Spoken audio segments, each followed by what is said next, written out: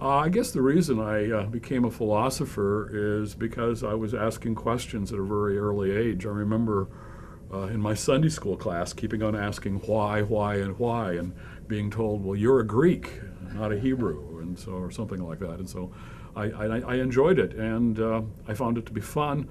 And about 18, and in fact, I was interviewed for a sort of a student spotlight thing, and I decided Rasmussen wants to be a philosopher at 18, and I really couldn't imagine my life without doing it. So it's been an easy choice for me.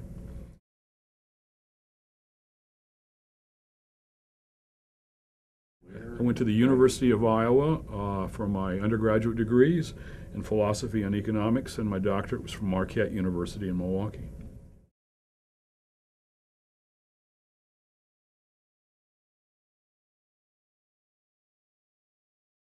Well, liberal society is, let's try to define our terms a little bit here. Let's define liberalism as the political, philosophical view that holds that liberty is the paramount value for the political legal order. Liberty, is the value.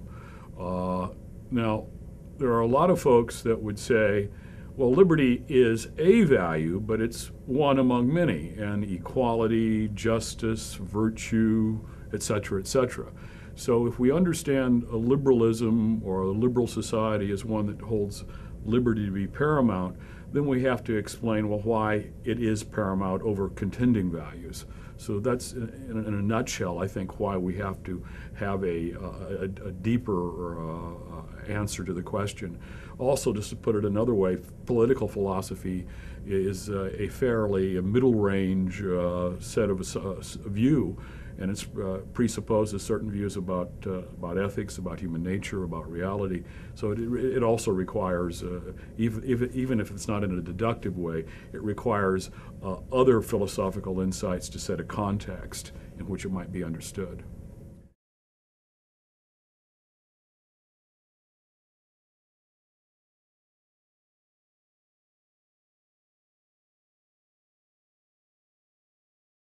These works, I should begin by saying, are works that I co-authored with Douglas Denial. He and I went to graduate school together, and we started doing projects together. And so these three works, what I'll be talking about, is a joint project between myself and Doug Denial. But anyway, Liberty and Nature set out to make an argument for liberalism by appealing to a tradition of thought that is usually thought to be antithetical to liberalism, and that is the Aristotelian tradition.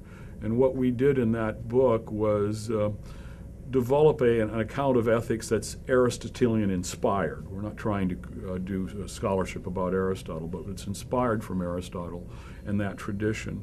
And in that book, we argued that there is an account of human flourishing, and that gives rise to an understanding not only of the ethical life, but the need for political principles, in particular political principles that could be understood as natural rights.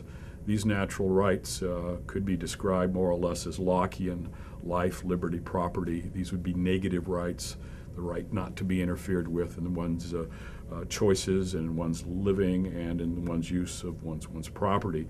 And so we began then in that Liberty and Nature to talk about how this view of ethics could support such a theory of rights. We also in that book talked a lot about how to understand the concept of the common good of the political community, and we went after fairly traditional accounts of the common good and argued instead that the common good of the political community should be understood as a political legal order based on rights.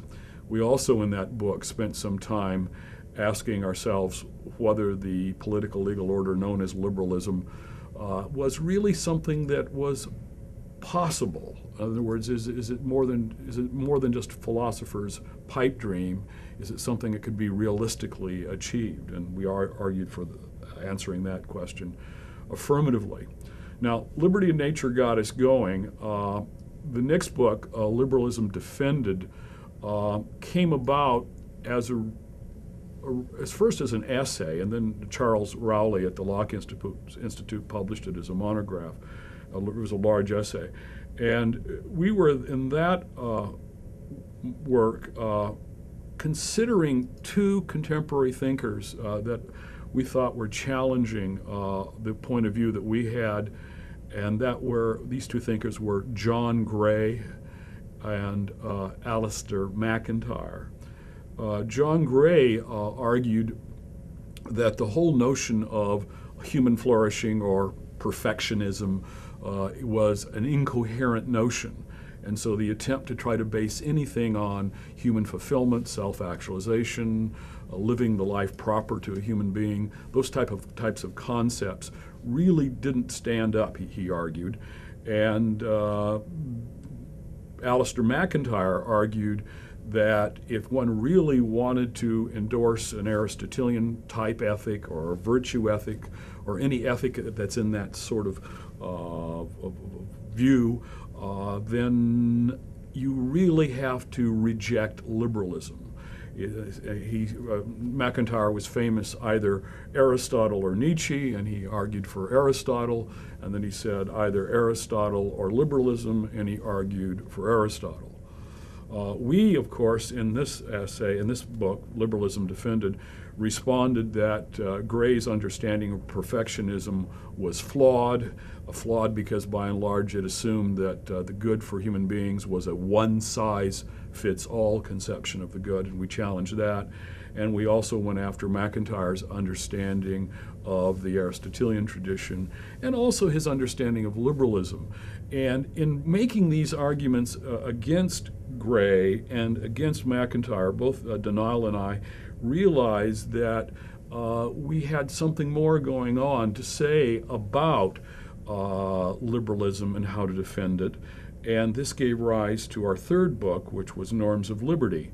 Norms of Liberty continued to develop the idea of human flourishing, or as I sometimes call it, self-perfection, and what type of ethic that was. We call this ethic individualistic perfectionism. So we continued to develop that, but we did it in a context that asked people to reconsider really what liberalism was. And there we argued that liberalism should not be understood as either an ethics or a worldview, but as just a political philosophy. And as such, then, required a deeper structure to support it. And when we started talking about this deeper structure, what we would come to realize is two things: that liberalism was a political philosophy, and now I'm going to use a technical term that we developed, was a political philosophy of metanorms, and that the way to understand liberalism also required to understand what liberalism's conception of what political philosophy was about. And to get both these points, we needed to look at a deeper structure, and that deeper structure is called individualistic perfectionism. But now let me explain myself a little bit here, because I used a technical term, metanorms. And one of the things that Denial and I started to realize is that norms are not all of the same type. The idea that norms all have the same function, we think is a mistake. And one way of trying to begin to get this idea across is to